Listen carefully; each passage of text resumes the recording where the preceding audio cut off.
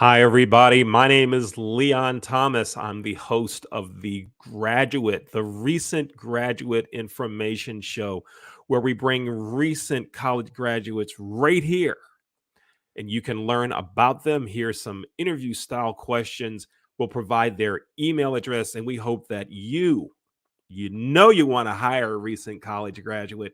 We have some top graduates right here. And today, I'm joined by Tamar Wertz. Tamar, how you doing?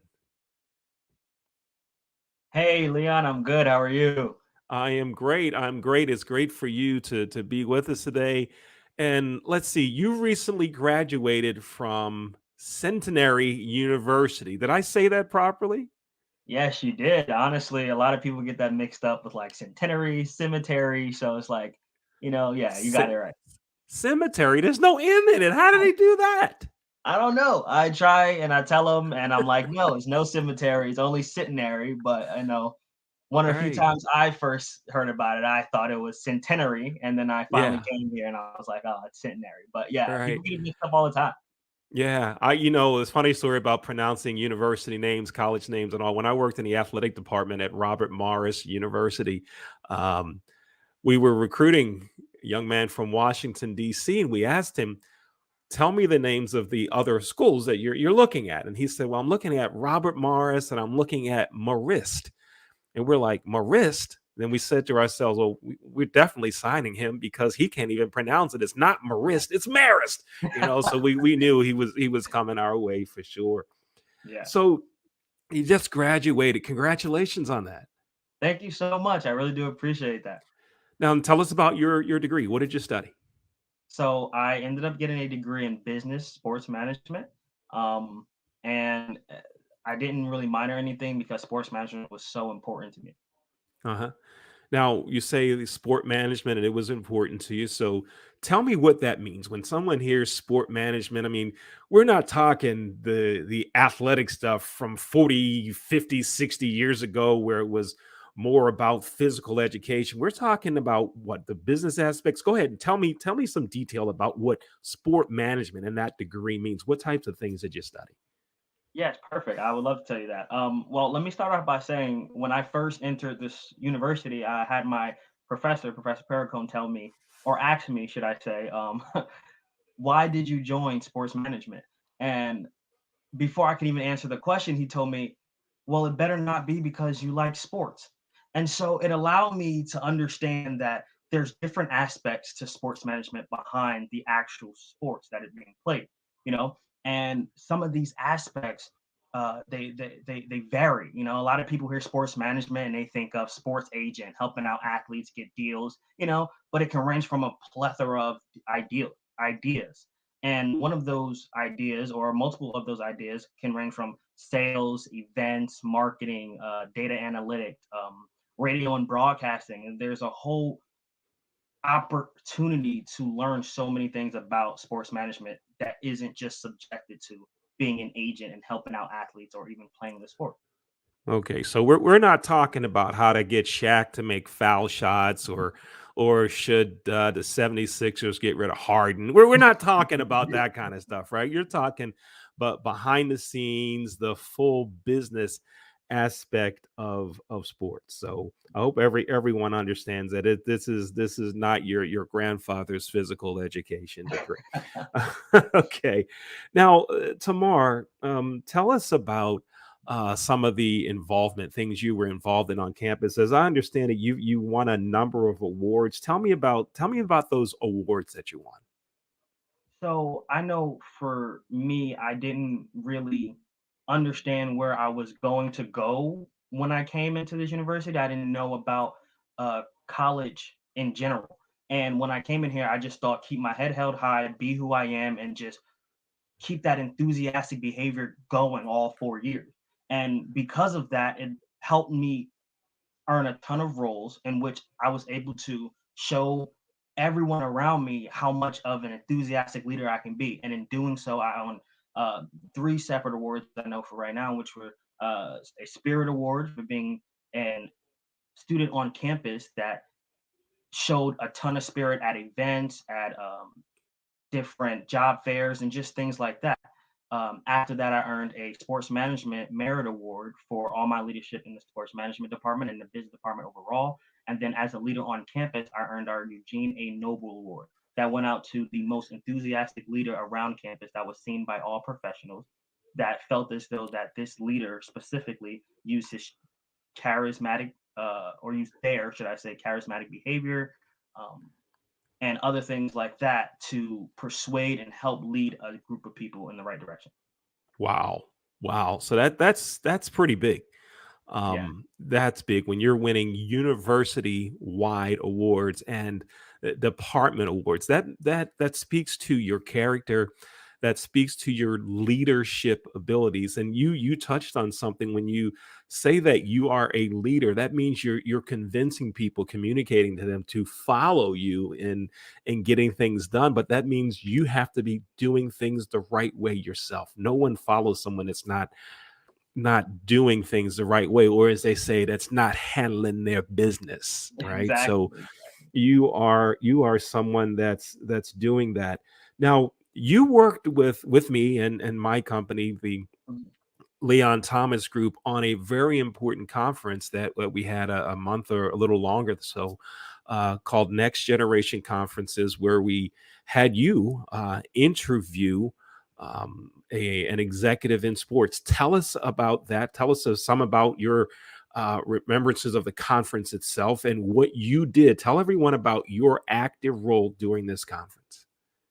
Yeah, perfect. I mean, after being presented with the opportunity to interview someone of a high level as Cochet, um, it was one of the best opportunities for me. Now, Cochet Irby is the chief financial officer for professional bull riding, and understanding that as an African American male in such a high position in the industry, it allowed me to understand more how can I be better? How can I be a better leader? And how what can I do to make sure that I get to a similar position as Cochet? And that conversation alone was probably one of the best conversations I had with an industry professional since being in college. Yeah, you did a really good job on that interview with Coach Shea Irby from professional bull riders. You did just a great job on that. Thank And but not only that, you also played a key role as the leader for the Centenary University Sport Management Conference. Tell us some of the things that you did as the leader there, and tell us some about that conference. Of course, of course. So the conference was on April 8th, 2022. It was our 11th annual conference.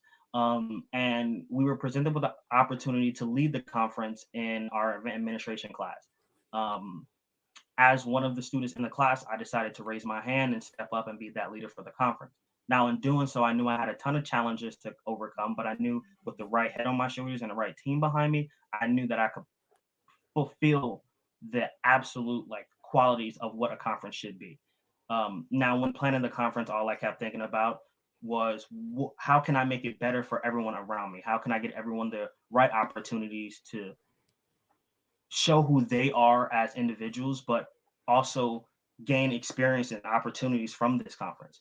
And in doing so, I had to create committees, assign the proper group members to those committees, and then run with those committees. Some of the committees were set up, which detailed more of what was going to happen the day of. You had marketing, which allowed us to gain more people, speakers, and just a plethora of things, budget, all that. And with that, it allowed me to control the majority of the conference and understand what was going on at what time.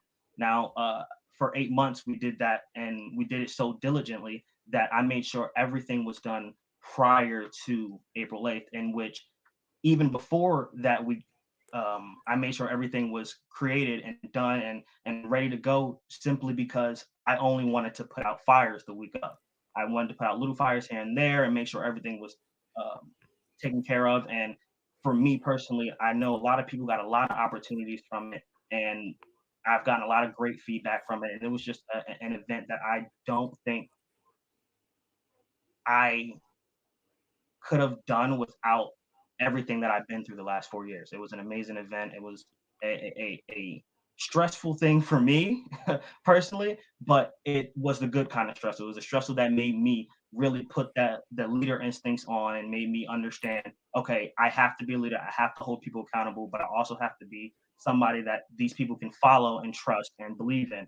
And if I could put those two together, then we can have a great conference. And that's exactly what we did. Hmm. And it sounds like you did everything that a leader should do for an event like that. And you're right, events take a while to put together. It Yeah. takes a great deal of patience to do that. But there's a great deal of satisfaction at the end of it too, knowing that you were the leader, the key to really making this happen. Now, Yeah. in putting on an event like that, there had to be some challenges, some things that you Uh-huh. had to overcome. Tell us just about one, something that was a challenge that you as a leader had to overcome. Yeah, perfectly. I There was, like you said, a ton of challenges with planning an event of this caliber.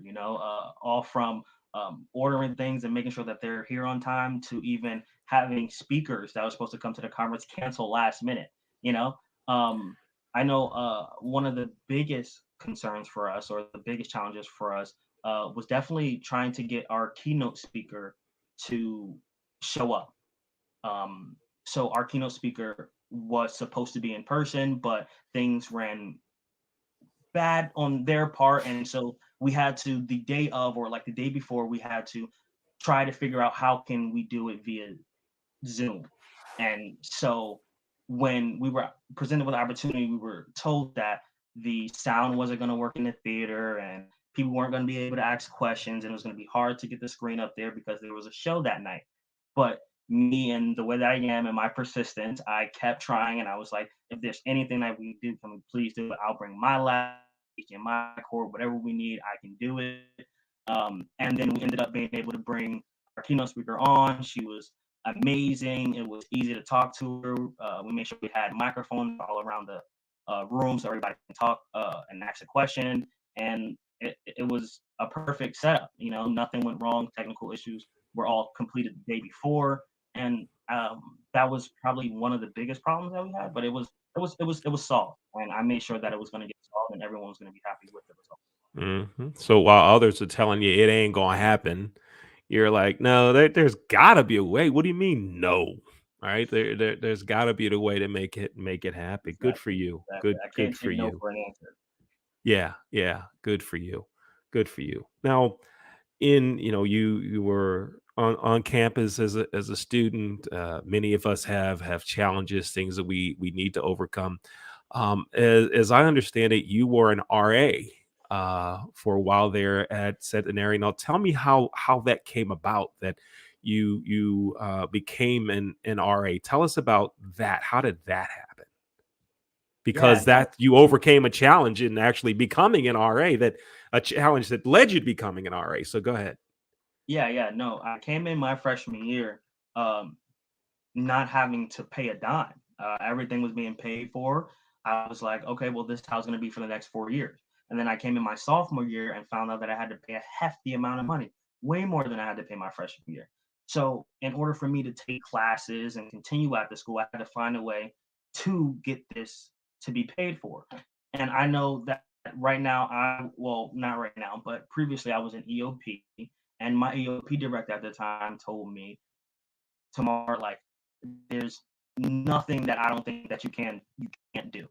And one of those things is being able to make $1, right? And so when the opportunity came to me that I can be an RA and I can use my charismatic behavior and just my leadership style to grow on campus and to get that recognition to be an RA, I realized I have to take this opportunity. And finding out that, because at some schools they don't do what Centenary did, and to find out that they pay for room and board, it was just a no-brainer. And I went out there, we had a group process. I killed the group process, and we had a personal interview, went out and killed that, and it absolutely worked out in my favor. I could not have the opportunities I have today without being an RA and challenging myself to be the leader that my residents deserve.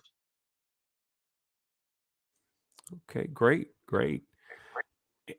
And Tell me this: when one of the things that you described how you've overcome some challenges, right? You've Mhm. talked about your leadership skills and what you did there on campus and how you've run all the awards and running the sport management conference, but you also held down a position in sales at Staples. So I'm going to test you now to see what kind of salesman you are. I mean, you working at Staples, people are coming in and asking, "Hey, I want to get this, I want to get that." Let's see how good. Let's see how good you can sell. All right, let's check Perfect, it out. You perfect. ready? All Yeah, right, here we I'm go. Here's a pen. All uh-huh. right, there's a pen. I'll give everybody a good look at it. Go ahead. Sell me the pen. Okay, perfect. So, hi Leon, how are you? I'm good. How are you? I'm great. I'm great. I'm great. So, what do you do for a living? I'm a virtual event producer. Okay, so you're probably typing a lot, writing a lot of notes, trying to make sure everything's correct, right? That's correct. Yes, you're right. So, you're a person of power. You have a lot of power in your position, correct? I would say. Well, let's just say yes. Yes, I do. Yes, yes, I do. Yes, I have power. Yes, I do. So I assume you collect a lot of data, you sign a lot of documents, and last time I checked, you couldn't sign documents with pencil, can you? That is true. Right. So with the pen that we have here, it's a nice portable pen. It has a rubber tip that keeps your fingers and fingertips nice and dry, so it's easy to write with. It's light, it's easy to put somewhere, and I believe that this pen can help you sign those documents that allows you to do the wonderful job that you do. All right. I'll buy. I'll buy. Give me a dozen of them. I'll buy. I'll buy. Yeah. But you did one of the key things that many that sell don't do, and that's ask questions. Yes. Right? They don't have conversations in the sales process. It's Mhm. here, boom, and it's all talk, talk, talk. There aren't enough questions asked. So it was good to hear you answer some questions. Tomorrow we have about 2 minutes remaining. I want Yeah. you to take us through this. Tell me, 12 to 15 years from now, Yes. what type of role, what job do you want to be in? We're talking past the entry level jobs and so forth, where you're up here. Tell me, where do you want to be 12 to 15 years from now? When I call you 12 to 15 years from now, I'll be calling you where, doing what? Well, that's a great question, Leon. I really do appreciate that. I've always thought about this since high school, where I wanted to be when I was 30, 35 years old. And I know now, being able to go to Centenary and go through the program and develop leadership skills and know where I want to be. I want to be in that leadership position. I want to be an account executive in sales somewhere. Now, personally, I would like to be in sports, but it doesn't matter what level of sports I would like to be in. It's just I would like to be around the idea that I learned throughout college. That experience right there was a major part of my life. And knowing that I can put myself in a position to be a CEO or account executive in sales, that's where I want to be at in the next 10 to 15 years. So if you decide to give me a call and we decide to hang out and catch up. That's where I would like to be. I would like to talk about that and really, get down to business with that. All right, great. Now, but now, listen, I call you 12 to 15 years from now. It's not going I mean, we can hang out, yeah.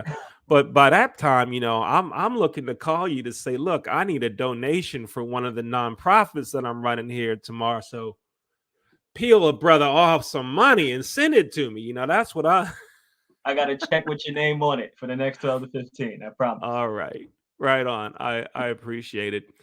Tamar, somebody's going to hire you and somebody's going to be getting a winner. Right? Appreciate I, that. I'm Thank you telling so you much. that. Having worked with you on the next generation conferences and a few other things, I know someone's getting a winner. Thank you. I definitely appreciate that. Now, Tamar, let's make sure we give everyone a way that they can contact you. All right. Yes, please. What's your email address? Go ahead and let us have that email address, please. So my email address that I'm using currently is tamar.wertz@yahoo.com. All right, great, great. Tamar.wertz@yahoo.com. You want to hire a winner? And you know you do. Here he is, right here, to Tamar Wertz. Tamar, thanks for spending time with us on the recent graduate show. And we know something good's going to happen for you. Thanks again. Of course, thank you for allowing me to be on here. I really do appreciate this opportunity. I'm Leon Thomas. You've just watched an episode of the recent graduate show with Tamar Wertz, a recent graduate of Centenary University.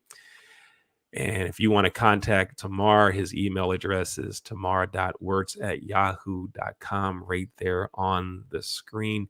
Contact him, get his resume, tell others about him. Tamar Wertz, right here on the recent graduate show. I'm Leon Thomas. Thanks for joining us.